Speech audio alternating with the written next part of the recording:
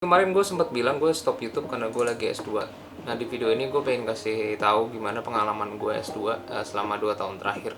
Jadi gue pengen disclaimer dulu bahwa opini gue dan pengalaman-pengalaman gue ini benar-benar bersifat subjektif. Jadi apa yang apply ke gue belum tentu apply ke kalian. Gunakan saran gue sebagai informasi dan jangan gunakan saran gue juga sebagai informasi yang utama. Jadi misalnya kalian pengen S2, lebih baik kalian mencari referensi lain setelah video gue. Jadi ingat, cuma jadikan video gue sebagai referensi. Jadi gini teman-teman, kemarin itu gue sebenarnya di saat S2 agak random, agak impulsif, kayak gue pengen S2 gitu. Jadi at some point di hidup gue ngerasa kayak aduh gue kok kayak gini-gini aja ya, gue pengen merasakan sesuatu yang lebih gitu, gue pengen punya hidup yang lebih berarti. Enggak sih, itu terlalu berlebihan. Jadi sebenarnya gini, kakak gue sudah kuliah dan S2 juga di luar negeri, dan dari beberapa teman-teman gue yang sudah duluan juga untuk S2 ke luar negeri, mereka tuh kayak banyak pengalaman-pengalaman unik yang nggak bisa lo dapatkan di nggak lo dapatkan di Indonesia gitu. Jadi awalnya sebenarnya gue tuh pengen S2 di luar negeri juga, gue tuh pengen MBA tadi awalnya. Nah ternyata setelah gue coba-coba dan setelah gue cari info, S2 di luar negeri apalagi MBA itu susah. Jadi misalnya kalian consider untuk mendapat beasiswa, itu pertama udah susah, lalu belum lagi persyaratan-persyaratan lainnya yang menyusahkan seperti tes bahasa Inggris dan segala macamnya. Apalagi untuk MBA tes bahasa Inggrisnya itu GMAT. Itu teman-teman cobain deh, rasain susahnya kayak gimana. Saya aja nggak bisa, ampun. Nah, jujur pada waktu itu gue mengconsider untuk ya udah gue coba ikut les bahasa Inggris, gue ikut latihan tryout GMAT dan segala macamnya. Pokoknya gue mencoba mempersiapkan skill bahasa Inggris gue untuk GMAT, tapi ya gitu, nggak mampu gue. Parah, susah banget. Intinya gue coba tryout, lalu gue coba kursusnya juga, tapi nilainya nggak naik-naik gitu. Sedangkan misalnya kita lihat tesnya itu mahal, terus misalnya kalian coba tes sekali, nilainya jelek, terus kalian tes ulang, nilainya jelek lagi. Lalu dengan biaya tes semahal itu, mau berapa uang yang kalian habiskan gitu kan? Nah waktu itu gue berpikir seperti itu. Gila nih, misalnya gue mengejar kuliah jauh-jauh, untuk biaya tes bahasa Inggrisnya aja segitu yang gue habiskan. Ya mau sampai kapan gitu? Intinya ya udah, waktu itu gue agak mengurungkan niat gue dan mengubur mimpi gue untuk S2 di luar negeri. Terus gue ya udah, gue memberanikan diri untuk cari S2 di dalam negeri. Nah sejauh ini apa sih yang gue dapat? Jujur sebenarnya lebih banyak menyesal ya, nggak menyesal banget ya, ada penyesalan sedikit karena pada waktu itu jujur job fotografi gue juga lagi banyak. Jadi lo bayangin aja, gue masih kerja kantoran, terus gue ngerjain fotografi juga, terus gue harus S2 gitu. Jadi kayak waktunya tuh parah gitu, karena pada weekdays gue 9 to 5 di kantor, terus malamnya gue kuliah, kalau nggak kuliah gue ngerjain tugas gitu. Jadi ya waktu gue padat, gue sama sekali hampir nggak punya waktu luang. Nah tapi tetap banyak juga manfaat yang gue dapatkan gitu ya. Intinya ini sebuah pengalaman yang menurut gue worth it untuk dijalankan, walaupun gue tetap aja ada nyeselnya dikit. Mungkin pertama kali gue tanya seberapa pentingkah S2, jujur gue nggak tahu. Terlepas dari kebanggaan kalian terhadap sebuah title, ya menurut gue ini adalah salah satu cara untuk membuat lo belajar atau membuat lo mendapatkan ilmunya pasti lebih spesifik dan lebih mendetail. Tapi emang apakah sepenting itu gitu kan? Kalian pasti bertanya-tanya, emang harus ya? Jadi mending ada baiknya gue akan list pro dan kontranya sesuai pengalaman gue, biar kalian tuh bisa sedikitnya menimbang-nimbang apakah cocok pronya dengan kalian dan kontranya dengan kalian. Lalu coba cocokkan juga dengan kondisi kalian, baik itu keuangan, fisik, dan mental, supaya minimal at least kalian merasa keputusan yang kalian ambil itu benar dan kalian tidak menyesal. Oke, kita bahas pro-nya dulu ya. Nah menurut gue pro yang pertama adalah it's a good way of learning gitu. Intinya kalian tinggal bayar ke institusi atau ke kampus, lalu kalian tinggal duduk manis, kalian dikasih silabus, kalian dikasih program pembelajaran, kalian dikasih materi, udah kalian tinggal serap aja itu semua. Jadi gini, gue mengambil jurusan manajemen ekonomi. Jujur menurut gue ekonomi itu adalah materi yang membuat gue tuh males buat googling gitu. Maksud gue kayak, jadi gue tuh suka belajar, gue tuh suka baca-baca, gue tuh suka googling, tapi jarang gitu gue googling tentang sesuatu topik bertemakan ekonomi ataupun finance gitu. Aduh gue males banget sumpah, kalau urusan duit gue enggak dah. Nah menurut gue dengan gue kuliah jurusan itu, gue akan otomatis dicekokin gitu. Kan gue harus belajar, gue harus menghadapi ujian gitu, terus ya udah gitu, gue harus melakukannya.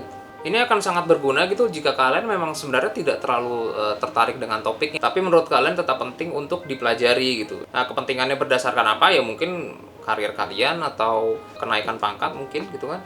Ya jadi ketimbang kalian harus cari materinya sendiri, topiknya sendiri, kalian harus searching untuk cari online course dan segala macamnya, dengan ini ya jauh lebih gampang gitu. Cuma ya kalian harus bayar aja dengan jumlah yang banyak.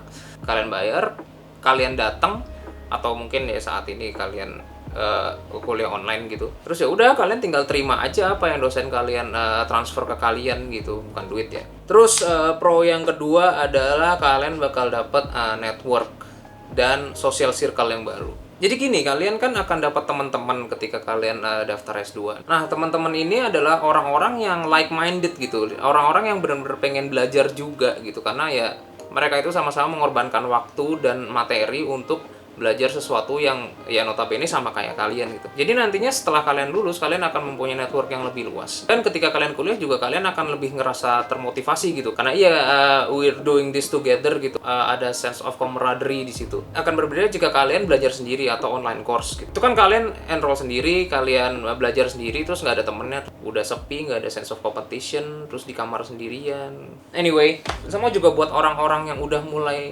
penuaan secara mental, yang ngakunya makin tua makin tidak bisa punya teman dan makin introvert. Ya kalian dapat social circle baru aja dari situ ya kan. Kalian bisa punya teman ngobrol, ada potensi untuk dapat gebetan dan pacar bahkan. Jadi ya udah, jika kalian ngerasa sepi dan butuh teman dan teman-teman kalian udah mulai nggak available, coba aja S2.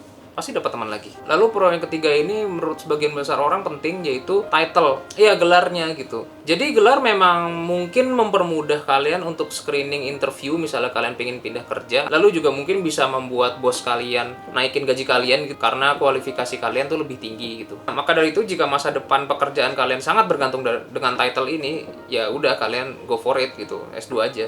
Lalu pro yang terakhir menurut gue, walaupun nggak signifikan, adalah kalian punya akses ke perpustakaan dan punya permission untuk akses jurnal-jurnal ilmiah yang biasanya nggak gratis. Jadi ini yang gue rasain adalah ketika gue lagi mengerjakan sesuatu di kantor, lalu ketika gue membutuhkan source informasi yang legit gitu, yang harus berupa jurnal dan dokumen scholar, akses ini tuh enak banget gitu. Kalian tinggal pakai akun kampus kalian, terus ya udah kalian akses aja artikel-artikel dan jurnal-jurnal yang keren itu. Jadi ini ngaruh banget buat gue dan sangat menguntungkan buat gue ya, walaupun ada cara buat ngejebolnya juga sih. Cuma jangan pakai cara yang gitu. Nah, lalu kok kontranya, lalu cons-nya. Ya semoga nggak lebih banyak konsen ya, jadi kayak ujungnya ngapain juga gue bikin video ini, ujung-ujungnya kayak malah memberatkan kalian. Oke, jadi untuk cons yang pertama itu adalah waktu. Nah, waktu ini juga bisa banyak gitu subvariabelnya. Nah, yang pertama gue akan sangat jamin bahwa kalian tidak akan mempunyai waktu luang yang banyak. Jadi gini, kalau kalian belajar di institusi atau di kampus, jadi kalian akan harus banyak meluangkan waktu untuk ngerjain tugas, ngerjain PR,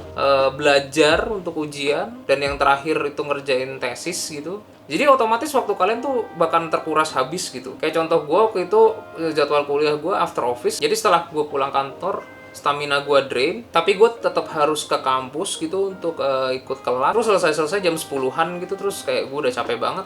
Itu pun gue nggak langsung pulang, gue harus ngerjain tugas kelompok dulu gitu. Jadi gue yakin banget lo have to say goodbye ke waktu luang lo yang biasanya masih bisa buat nonton Netflix, scrolling Instagram, dan lain-lain. Dan waktu itu ditukar dengan kalian belajar dan ngerjain tugas gitu. Tapi mungkin karena ini gue ngantor sambil kuliah kali ya, jadi mungkin agak lebih hektik. Cuma apa tau kalau misalnya emang kalian fokus S2, itu waktunya masih bisa dihandle. Cuma menurut gue kayaknya tetap aja dosen kayak akan mencari cara untuk membuat lo keep busy gitu, biar lo ya pengetahuan lo tetap nyangkut gitu. Jadi lo harus make sure lo mau mengorbankan banyak waktu kalau lo pengen S2. Lalu waktunya juga nggak self-paced gitu. Lo tuh punya komitmen gitu untuk mengikuti timeline yang sudah diberikan oleh kampus. Lo trimester ini harus ngerjain apa aja, belajar apa aja, lo harus ujian kapan, itu tuh lo benar-benar diatur gitu. Jadi kalian tuh nggak bisa nentuin waktu seenak udel ya, tapi bisa sih, cuma kalian yang paling ketinggalan. Beberapa teman gue ngerasa ini tuh sangat annoying ketika kami tuh udah bayar tapi malah waktunya malah nggak sesuai sama kita. Cuma ya begitu memang gitu, namanya institusi pendidikan, pasti kita yang nurut ke mereka, bukan mereka yang nurut sama kita gitu kan. Jadi ya begitu, misalnya kita bandingin sama online course gitu kan.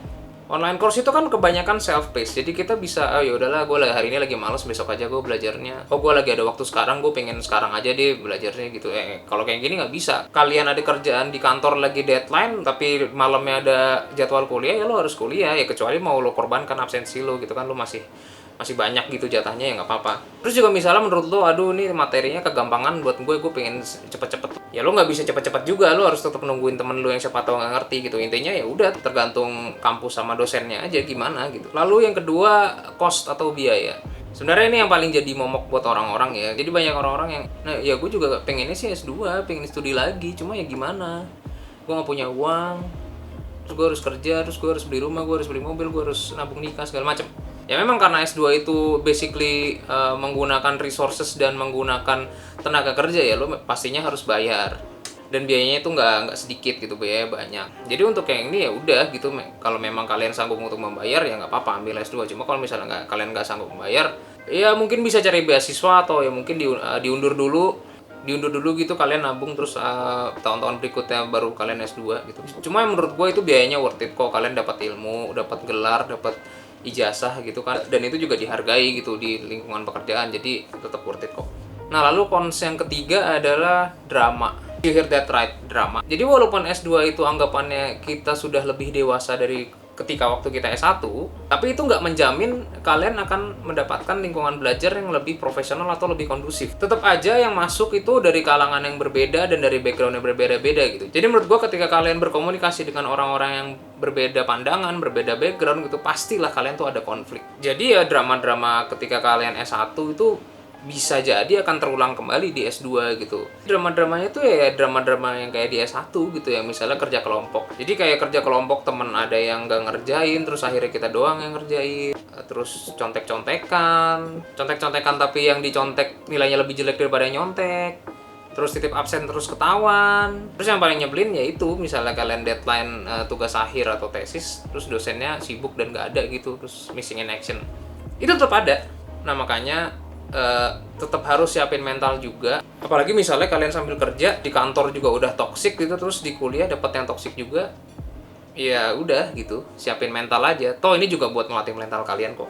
Nah jadi itu menurut gua pro dan kontranya. Sekarang tinggal kalian aja bisa menimbang-nimbang apakah pro-nya lebih valuable daripada kontranya, ataukah kalian pro-nya juga tetap nggak setuju sama gue dan itu tetap memberatkan, atau malah kontranya menurut kalian tuh nggak masalah buat kalian. Itu coba kalian pertimbangkan sendiri dan ya udah make a decision out of it. Nah mungkin yang terakhir gue bisa kasih sedikit tips dan saran biar kalian at least lebih prepare dan sebagai bahan pertimbangan tambahan juga biar kalian siap terhadap resiko yang ada. Yang pertama tips gue adalah cari info sebanyak-banyaknya. Jadi menurut gue sebelum kalian cari tahu tempat kuliah yang pengen kalian tuju, menurut gue kalian harus define one step before that. Itu kalian bener-bener mau S2 atau enggak gitu. Kalian bisa pertimbangkan dari pro dan kontra yang udah gue kasih, atau malah rekomendasi lain dari orang-orang atau dari review YouTube.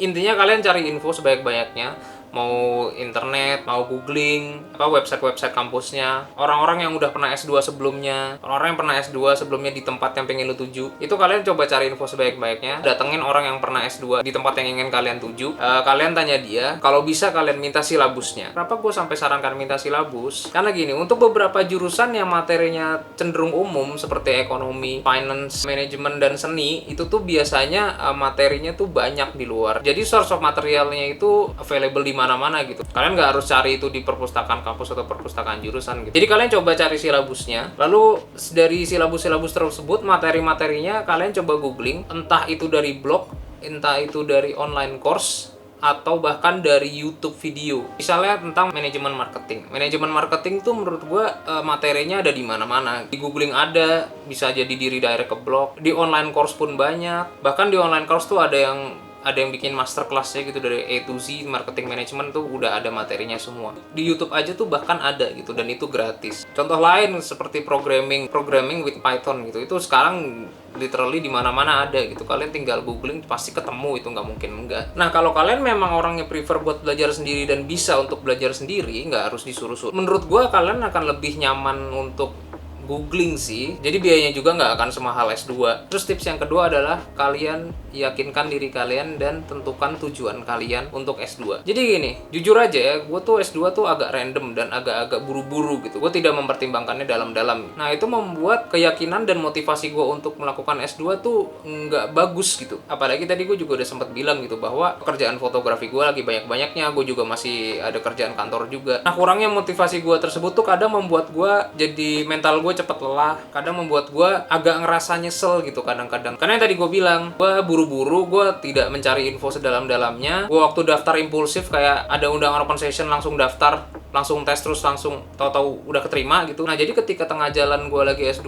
tahu-tahu ada drama-drama yang bikin gak enak gitu, motivasi gue tuh kadang drop banget, dan gue bisa di poin itu gue ngerasa nyesel. Aduh tahu gini gue mendingan develop bisnis fotografi gue, atau gue melakukan sesuatu hal yang lain yang bisa langsung jadi duit cepat gitu. Karena kan kalau S2 kita berpikirnya ya ini investasi jangka panjang banget gitu, yang ada kita ngabisin duit gede di awal tapi ntar kita dapat duit balik tuh nggak tahu berapa lama lagi ke depan gitu. Nah jadi gue jujur agak nyesel waktu itu, cuma ya udah gitu, kita tetap harus bisa ngelihat hikmah dari sebuah kejadian kan. Terus ya gitu, S2 itu kan perlu komitmen juga kan. Jadi tetap aja kalau misalnya kalian tujuan S2 dan motivasinya nggak kuat, kalian tuh pasti akan drain banget, daripada kalian nyesel tengah jalan terus malah kalian gagal gitu, berhenti gitu kan, nggak asik juga gitu, uangnya sayang banget. Jadi sekali lagi tentukan dan yakinkan tujuan kalian dan kuatkan motivasinya juga supaya kalian tuh tetap berkomitmen gitu ngejalanin. Oke, paling itu aja kira-kira yang bisa gue share di sini. Sekali lagi gue nggak pengen ini jadi satu-satunya pertimbangan kalian. Coba cari informasi yang lebih banyak lagi, dan ingat ini sangat subjektif, only applied to myself gitu, belum tentu apply to kalian. Jadi ya gunakan sebagai sumber informasi aja. Jangan gunakan ini menjadi penentu kalian untuk ngambil S2 gitu. Oke, thank you banget udah nonton. Please like, comment, and subscribe if it brings a value to you, and because it's free. Christmas is coming, holiday is coming, you'll get excited for my next video. I'll be sure of it. Thank you all, bye, peace.